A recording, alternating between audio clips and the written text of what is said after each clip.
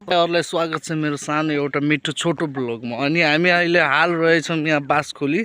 अनि हामी अहिले चाहिँ घरदेखि पानी लिन गइराखेका छौँ। यहाँदेखि हामीलाई चाहिँ तल्लो जानुपर्छ। यो तपाईलाई म ब्याकग्राउन्डबाट देखाउने छु। अहिले हाम्रो ठाउँ यस्तो छ, यस्तो यहाँदेखि हाम्रो घर त्यहाँ मेरो वाइफ हामी दुईजना पानी लिन लामौँ। वहाँ माथि मामाको घर, पारी पनि मामाको घर। यहाँदेखि वहाँ तल जानुपर्छ हामीलाई पानी लिन। Let's go.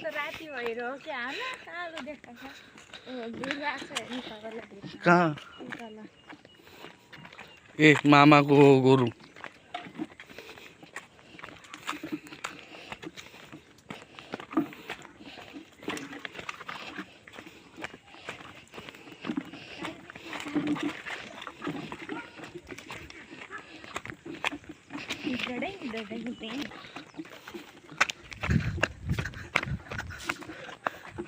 ल छिटो,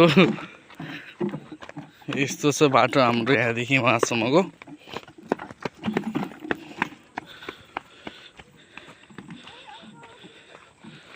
त्यही त छ सबै पानी लिनु भारो।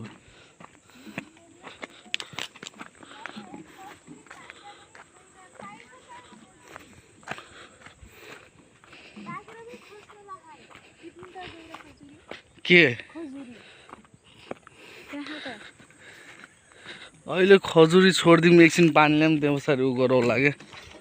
माथि त मिटिङ चलेको त मामाको घरमा। फेरि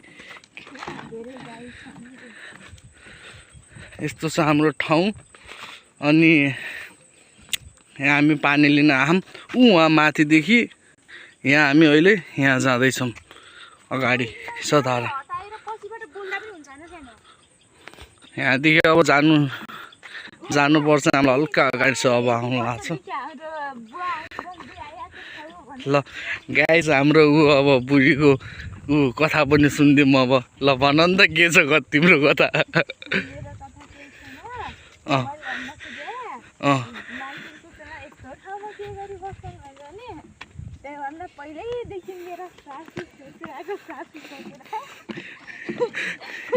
यहाँ बस्दै गएका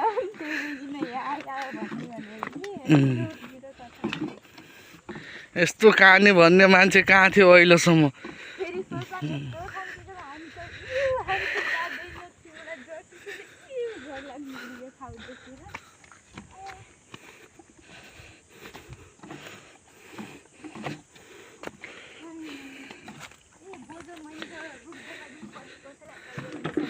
बोजू अझै सकेछौँ।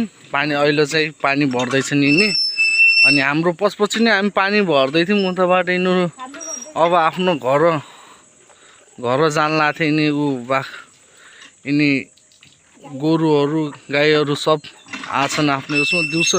अहिले चाहिँ यिनी खुल्ला नै हुन्छन्। हाम्रो यहाँ खडेरी लागेको कारणले गर्दा जताकतै आगो लागेको थियो। घरहरू पनि जल्यो 2-3वटा यहाँ। अनि पुरा यो खडेरी लाग्छ। यता पनि पुरा जलेछ, यहाँ पनि पुरा जल्यो यो एरियाबाट।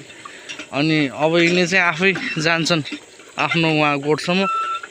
अनि बिहान छोड्छन्। फेरि यस्तै खुल्लै नै हुन्छन्, कोहीले मान्दैनन्। यस्तै आफै आउने जाने गर्छन् यिनीहरू। अहिले चाहिँ पछि बाली लगाएको बेला चाहिँ यिनीहरूलाई बान्ने गर्छन्। अनि हाम्रो पनि अब पानी भरेर सकिन लाग्यो गाइस। यो सानो मेरो ब्लगलाई लाइक अनि सब्सक्राइब गरिदिनु होला। हजुरहरूलाई मिल्नेछु म अर्को सानो ब्लगमा।